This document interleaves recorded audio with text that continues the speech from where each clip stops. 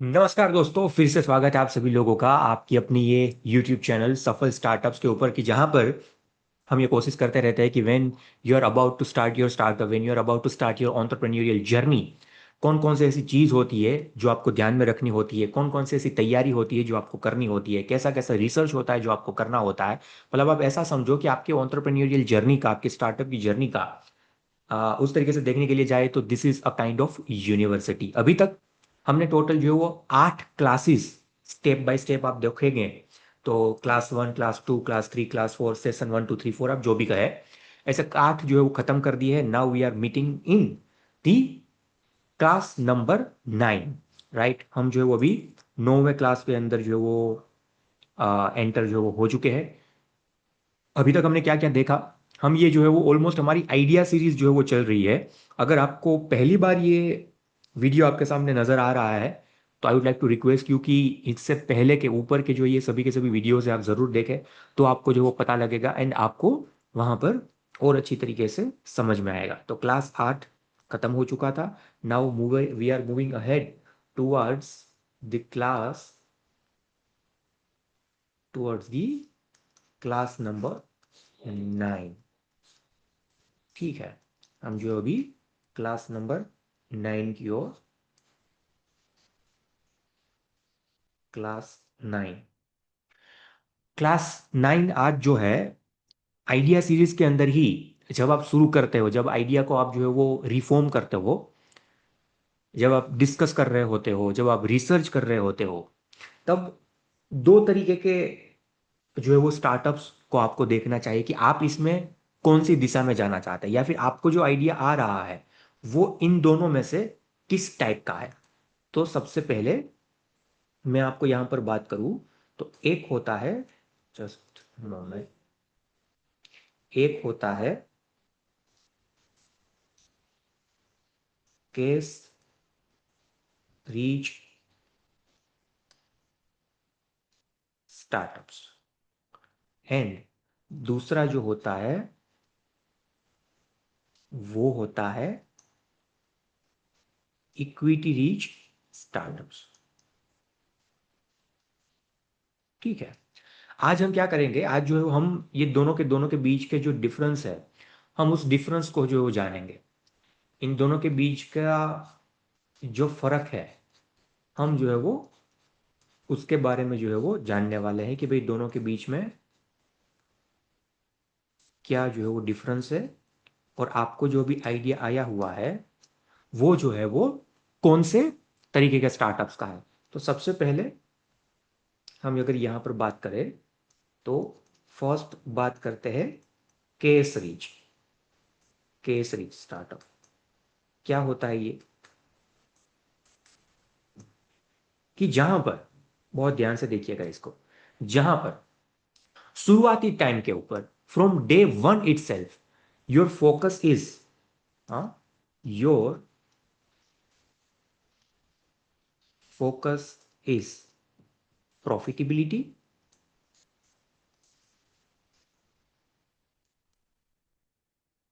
And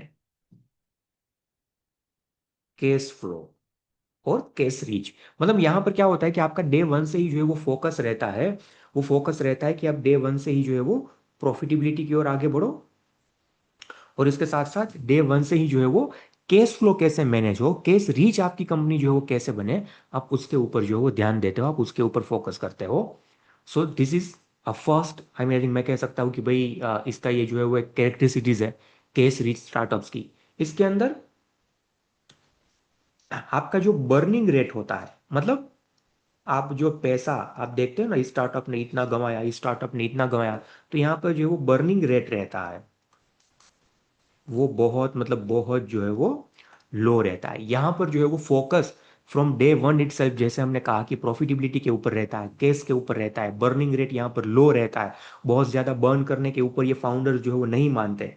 ठीक है, इसके साथ साथ इन्वेस्टर का अगर हम बातचीत करें, इन्वेस्टर्स की अगर हम जो है वो बातचीत करें, इन्वेस्टर्स यूजुअली यूजुअली जो है, मतलब ये थोड़ा सा again depends business to business. आज के टाइम में तो थोड़ा सा इसका मतलब नजरिया जो है वो बदलने लगा है, बट जनरली जो हमने देखा हुआ है कि investors usually don't invest heavy amount.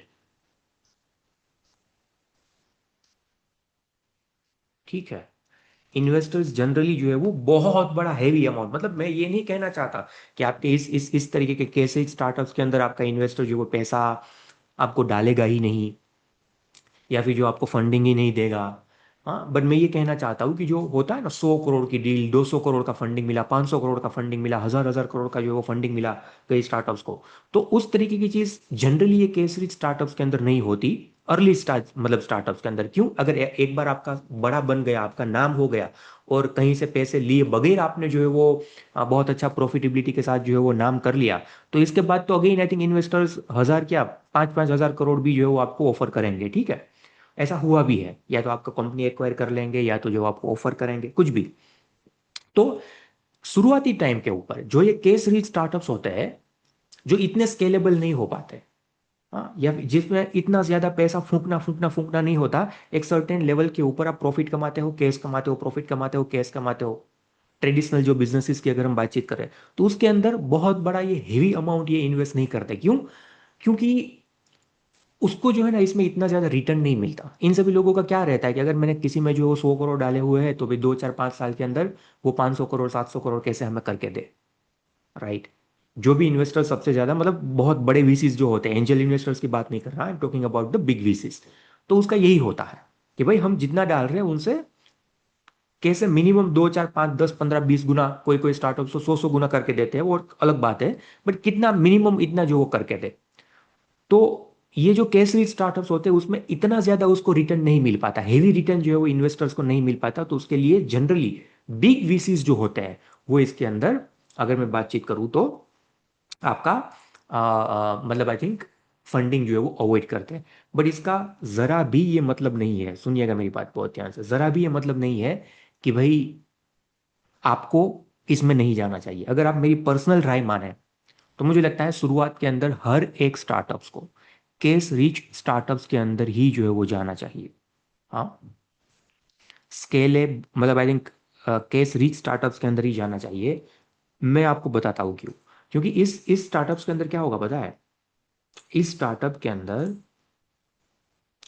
आप जो ग्रोथ करेंगे ना, हाँ, ग्रोथ जो होगा ना, आपका जो ग्रोथ होगा ना,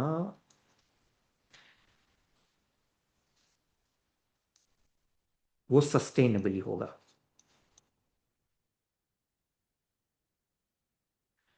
आपका ग्रोथ जो है वो सस्टेन होगा, सस्टेनेबली आप जो ग्रो कर पाओगे। बहुत ज्यादा हाई मतलब बहुत ज्यादा जो है वो नाम चर्चे में नहीं, बहुत ज्यादा इधर उधर की बातें नहीं, बहुत ज्यादा पीआर नहीं, ग्रोथ होगा सस्टेनेबिलिटी के साथ होगा। दूसरा सबसे बड़ा, जब आप शुरू करते हो और आप जब केस रीच स्टार्टअप्स की ओर आगे बढ़ते हो तो सबसे बड़ा जो एक एक एक हेडेक आपका निकल जाता है वो है यू गेट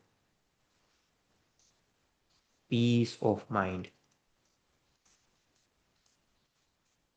हाँ, क्यों? Because you don't have investors pressure. आपके पास, आपके ऊपर इन्वेस्टर जो है वो प्रेशर नहीं करता।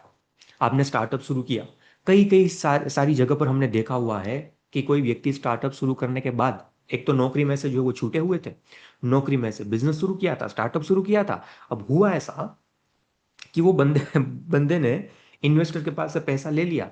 अब पैसा ले लेके वो तो इन्वेस्टर तो भाई इसके बाद तो मतलब एक लेवल के बाद तो जो है वो अपना एग्जिट मांगेगा ही मांगेगा, नए व्यक्ति के पास जाकर इन्वेस्ट करने को मतलब प्रेशर करेगा ही करेगा उसको इन्वेस्टमेंट करवाने का।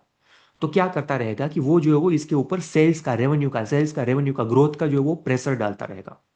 तो इस केस के अंदर फाउंडर क्या हो जाता है, एक तो नौकरी छोड़कर स्टार्टअप खुद का शुरू किया था कि खुद के मालिक बनेंगे, इसके बाद हो ऐसा जाता है कि फिर से इन्वेस्टर के जो एम्प्लॉय है वो बन जाते हैं।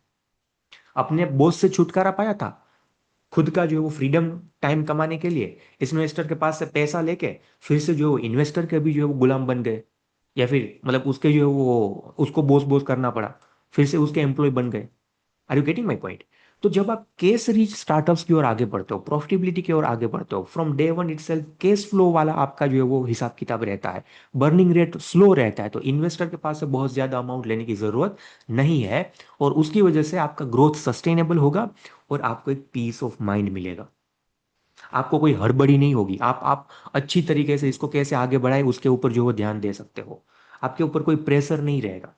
जिस पीस ऑफ माइंड के साथ आपने बिजनेस शुरू करना चाहते थे, वही पीस ऑफ माइंड आपको इस पर्टिकुलर, मैं कह सकता हूँ कि भाई, चीज के अंदर मिल सकता है। अब एग्जाम्पल के लिए अगर हम बात करें, तो इंडिया के अंदर कुछ, वैसे तो कई सारे जो है वो स्टार्टअप है जो केस रीच है। हाँ, कई सारे हैं जो केस रीच है। मैं अभी कुछ जो है वो यहाँ पर आपको नाम सजेस्ट करता हूँ, जैसे कि भाई आपने सुना होगा जोहो। हाँ, आपने सुना होगा जोहो। 1 रुपए का भी जो अभी तक वीसी फंडिंग जो है वो नहीं मिला हुआ है, या फिर उसने मतलब लिया हुआ नहीं है। ठीक है। इसके बाद आपने जो है वो सुना हुआ होगा जीरोधा। ठीक है। आपने सुना हुआ होगा जीरोधा। 1 रुपए का भी जो है वो फंडिंग नहीं मिला हुआ, मतलब उसने नहीं लिया हुआ है। राइट। इसके साथ साथ there are lot and lot many examples जो आप देखोगे कि भाई उसने जो है वो शुरुआत के अंदर से लेकर अभी तक कोई भी तरीके का जो है वो फंडिंग नहीं लिया हुआ है, तो अच्छी तरीके से सस्टेनेबली ग्रोथ कर पा रहे हैं, किसी का कोई फोकस मतलब प्रेशर नहीं है। अपनी प्रोडक्ट अपनी सर्विस को इतना जबरदस्त स्ट्रांगली वो अपडेट कर पा रहे हैं कि भाई, क्योंकि सेल करने का प्रेशर नहीं ना, रेवेन्यू अगर डीप भी हो जाए 1 2 महीना 3 महीना 6 महीना, फिर भी कोई दिक्कत नहीं है। क्यों? क्योंकि वैसे भी प्रॉफिटेबल है। तो वो 2 3 4 6 महीने का रेवेन्यू अगर आर एन डी में डालना पड़े, नए प्रोडक्ट डेवलपमेंट के अंदर डालना पड़े, तो वहां पर ये डाल सकते हैं। बट जब दूसरी हम बात करें दूसरी तरीके के, जिसको बोलते हैं इक्विटी रिच बिजनेस और स्टार्टअप्स, ये क्या होता है इक्विटी रिच? कि यहां पर आप, हाँ,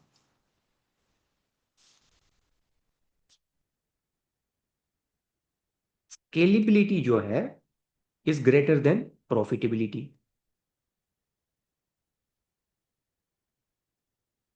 हाँ, स्केलेबिलिटी जो है वो सबसे ज्यादा मैटर करती है प्रॉफिटेबिलिटी से ज्यादा, कि आप कैसे फटाफट स्केल कर पाओ, कैसे फटाफट जो है वो मार्केट के अंदर छा जाओ।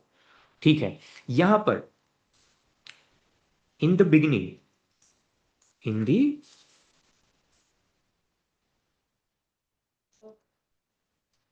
इन द बिगिनिंग, शुरुआत के अंदर अगर हम बातचीत करें, तो शुरुआत के अंदर यहां पर आपका जो फोकस है वो जो है वो मतलब पॉजिटिव, आपका जो केस साइकिल है ना, वो नहीं रहता। हाँ, शुरुआत के अंदर आपका केस साइकिल अगर हम बात करें या फिर जो है वो बात करें, तो वो जो है वो नहीं रहता उतना ज्यादा पॉजिटिव। इसके साथ साथ अगर मैं आगे और बातचीत करूं, तो इन्वेस्टर इन्वेस्ट हेवी अमाउंट, ये जनरली ऐसे स्टार्टअप्स होते हैं कि जिसके अंदर इन्वेस्टर जो है ना वो जी जान लगा के पैसा फूंकते हैं, क्योंकि मार्केट में ये कुछ नया लाए हुए होते हैं। इसका फोकस शुरुआत के अंदर जो है वो सिर्फ स्केल के ऊपर होता है, ना कि प्रॉफिटेबिलिटी के ऊपर। ठीक है। ये मतलब आई थिंक 2 4 5 साल के अंदर तो इतना बड़ा जो है वो फूटना चाहते हैं कि उसकी कोई बात ना पूछो। 2 4 5 साल के अंदर आईपीओ लेके आएंगे, इन्वेस्टर्स का 100 200 500 500 करोड़ रुपए जो है वो लेके आएंगे, बट इसके अंदर थोड़ा सा, मतलब मैं आपको बात करूं, पीस ऑफ माइंड शुरुआती तौर के ऊपर या फिर कभी भी नहीं रहती। मैं आपको एग्जांपल भी दूंगा अभी। पीस ऑफ माइंड नहीं रहती। इसके साथ साथ दूसरा, आपका इन्वेस्टर का जो प्रेशर होता है,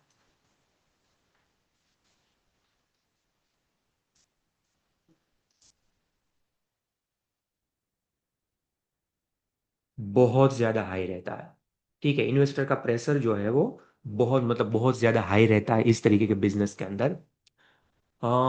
एग्जाम्पल के तौर के ऊपर मतलब इसके अंदर दूसरी सबसे बड़ी चीज, रिस्क इज हाई।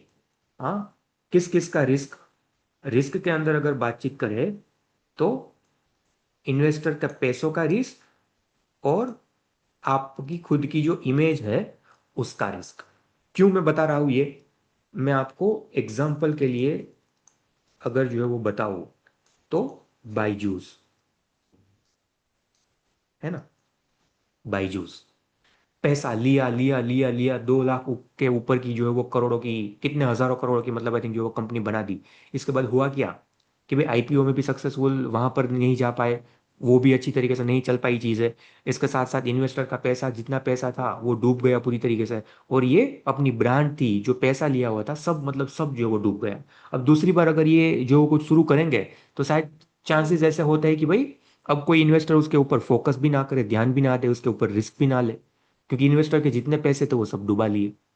राइट। इसके अलावा दूसरा जो एग्जांपल, मतलब ये सक्सेसफुल तो नहीं है बट मैं सिर्फ आपको इक्विटी रिच बिजनेस की बात कर रहा हूँ, जोमेटो। जोमेटो जब शुरुआत के अंदर आया तब ऑनलाइन डिलीवरी का कॉन्सेप्ट ही नहीं था, ऐसा कुछ ऑनलाइन डिलीवरी का ऐसा कॉन्सेप्ट ही नहीं था। तो शुरुआत ने तो कितने सालों तक जो है वो पैसा फूका फूका फूका। पर दीपेंद्र गोयल भाई को पता था कि भाई ये मैं कैश रिच बिजनेस में नहीं गया, मैं इक्विटी रिच बिजनेस के अंदर जो हो गया हुआ। ठीक है। इसके साथ साथ अगर मैं दूसरा अभी की जो है वो बातचीत करें तो जो भी ब्लिंकिट है या फिर इसके अलावा जितने भी आप इस तरीके के quick commerce, today quick commerce जो बिजनेसेस आप देखते हो,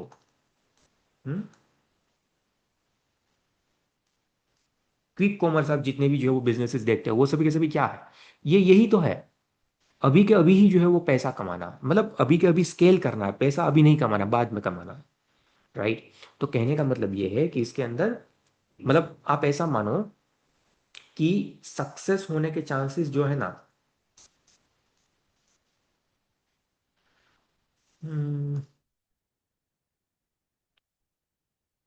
chance of success is very very low. आपके सफल होने के चांसेस बहुत मतलब बहुत जो है वो कम है। Are you getting my point? तो इसके लिए आप जब आपका आइडिया देख रहे होते हो, जब आपका आइडिया आप जो डिसाइड कर रहे होते हो, तब आपको ये देखना है कि मैं कैसे बिजनेस में जाना चाहता हूँ, मैं कैश रिच बिजनेस में जाना चाहता हूँ या फिर मैं जो इक्विटी रिच बिजनेस के अंदर जाना चाहता हूँ।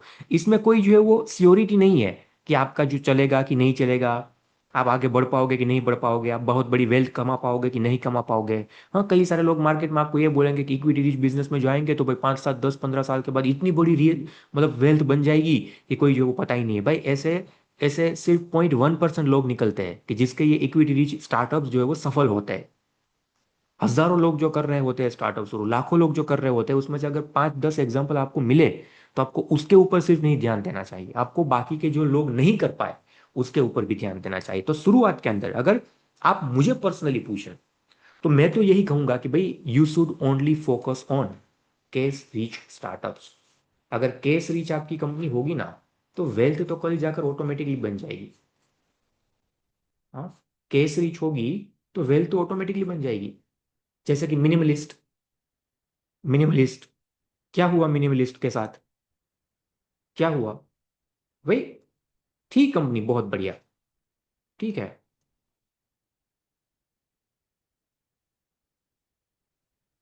कंपनी बहुत बढ़िया थी, प्रोडक्ट बहुत बढ़िया था, सब बहुत अच्छा था, तो हिंदुस्तान यूनिलीवर ने 3,000 करोड़ में खरीद लिया ना।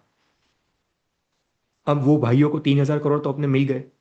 ठीक है, अगर उसने डिसीजन लिया हुआ होता कि अभी हमें नहीं बेचना तो बात अलग होती, ठीक है, तो शायद आई थिंक कल जाकर 30,000 करोड़ भी मिलता। इसके बाद दूसरा जो है वो बालाजी वेफर्स की हम बात करें, आज कितना 40,000 करोड़ का उसका वैल्यूएशन है, अभी कुछ जो है वो सिर्फ 10% के आसपास स्टेक बेचा। तो एक टाइम के ऊपर पेप्सिको ने उसको पूरी कंपनी को 4,000 करोड़ में बेचने की मतलब खरीद लेने की ऑफर डाली हुई थी, तब उसने मना किया। क्यों? प्रॉफिटेबल थे, नाम था इतना बड़ा, लेस पेप्सिको। तो 4,000 करोड़ में मतलब आई थिंक ऑफर डाली थी, बालाजी ने मना कर दिया। क्यों? क्योंकि उसको अपनी प्रोडक्ट के ऊपर, डिस्ट्रीब्यूशन के ऊपर, इन सभी चीजों के ऊपर भरोसा था, केस रीच थी। तो आज उसकी वैल्यूएशन 40,000 करोड़ रुपए है, और अभी उसमें से सिर्फ 10% स्टेक बेचा और जो है वो उसका 4,000 करोड़ ले लिया। पहले 4,000 करोड़ में पूरी कंपनी बेच रहा था, मतलब उतनी ऑफर आई थी। अब जो है वो सिर्फ 10% के, 4,000 करोड़ तो ले लिया बट सिर्फ 10% स्टेक जो है वो बेचा। Are you getting my point? तो ऐसा जरा भी नहीं है कि अगर आप जो कैश रिच स्टार्टअप्स या फिर कैश रिच बिजनेस की ओर आगे बढ़ते हो तो आपकी वेल्थ क्रिएट नहीं होगी, जरूर होगी। उल्टा मैं तो ये कहता हूँ कि इसमें बहुत अच्छी तरीके से कैश होगी। और दूसरा इसके अंदर फायदा क्या है पता है, कि एक कैश रिच बिजनेस को अगर कल जाकर मान लो मिनिमलिस्ट वाला बोलता है कि मैं दूसरी ब्रांड शुरू कर रहा हूँ, ठीक है, 500 करोड़ रुपए इन्वेस्ट करके 3,000 जो करोड़ आए उसमें से 500 करोड़ इन्वेस्ट करके अभी मैं जो कोई दूसरी ब्रांड शुरू कर रहा हूँ, कोई दूसरे स्टार्टअप में जा रहा हूँ। अब एंटरप्रेन्योर है, ऐसे तो बैठेंगे नहीं। तो कल उसको उल्टा और ज्यादा इन्वेस्टर्स मिलेंगे, उल्टा उसको और ज्यादा जो मार्केट में वैल्यू मिलेगा, उसको उल्टा और ज्यादा अच्छे एम्प्लॉयज मिलेंगे, उल्टा उसको और ज्यादा अच्छे जो क्लाइंट भी मिलेंगे, क्योंकि लोगों को पता लग गया होगा कि he is already a successful founder. उसने करके दिखाया है, उसकी प्रोडक्ट में उसकी सर्विस में दम है, तो नेक्स्ट टाइम भी करके दिखाएगा, तो उल्टा उसको बेनिफिट मिलता है। बट अगर जो है वो बायजूस की मैं बातचीत करूं, अगर रविंद्रन जी अभी जो है वो जाए इन्वेस्टर के पास, कस्टमर के पास, तो लगता है आपको कि भाई उसको उतना रिस्पॉन्स मिल पाएगा? हाँ, इतना वैल्यूएशन उसका कितना भी करोड़ों का हो, तो फिर भी आपको लगता है कि उतना आपको जो अभी उसका उसका जर्नी अभी आसान होगा? नहीं होगा। ठीक है, तो मेरा अगर आप जो है वो कहना माने, अगर मेरी गट फीलिंग आप जो है वो समझे, तो I would definitely recommend each one of you to focus only on the case reach startups in the initial phase. If you are focusing to become a case reach, definitely जैसे मैंने पहले कहा था, इन्वेस्टर भागा दौड़ा आपके पीछे आएगा। Ultimately again I think it's all your decision. Equity reach के अंदर बहुत ज़्यादा स्ट्रगल है शुरुआत में, बहुत ज़्यादा जो है वो जो है वो आपका खून जो वो एक करना पड़ता है, खून पसीना। इसके बाद भी आपको पता नहीं है कि भाई ये सक्सेसफुल होगा कि नहीं, बट अगर शुरुआत से केस रीच होगा तो पीस ऑफ माइंड भी मिलेगा, जॉय ऑफ डूइंग बिजनेस है वो भी आपको मिलेगा, और अगर अच्छी तरीके से ध्यान दिया तो वेल्थ भी जो है वो बनेगी ही बनेगी। So that's all what that I wanted to say in today's class. आशा रखता हूँ कि आपको इन दोनों के बीच में फ़र्क जो है वो समझ में आया होगा। जब आइडिया डिसाइड कर रहे होते हैं एग्जीक्यूशन से पहले, ये दो चीज़ में से आप एक सिलेक्ट कर लीजिए कि do you really want to become the cash rich, और do you really want to become the, I mean I think, do you really want to go into the equity rich business. ठीक है, तो इसके साथ thank you so very much. अगर पहली बार आए हुए हैं तो सब्सक्राइब करिएगा। आपके सब्सक्राइब करने से ऐसे ही क्लासेस, ऐसे ही मास्टर क्लास आपको फ्री के अंदर मिलती रहेगी। आपकी एंटरप्रेन्योरियल जर्नी को साथ मिलकर जो वो सफल बनाएंगे। एक ही लक्ष्य लेके चले हुए हैं कि आने वाले 5 साल में 1 करोड़ स्टूडेंट्स और वर्किंग प्रोफेशनल्स दोनों को, मतलब साथ मिलाकर टोटल 1 करोड़ लोगों को अपने खुद के स्टार्टअप सफल तरीके से कैसे चला पाए, उसके लिए top notch education, hand holding support, और इसके साथ साथ जो है वो 100% प्रूवन फ्रेमवर्क्स देने हैं। तो इसी के साथ thank you so very much. आशा रखता हूँ कि आप सभी लोग भी इस जर्नी के अंदर जो है वो शामिल होंगे। With that hope, thank you so very much for joining to this session, and see you once again in the class number 10. Thank you, bye bye, and take care.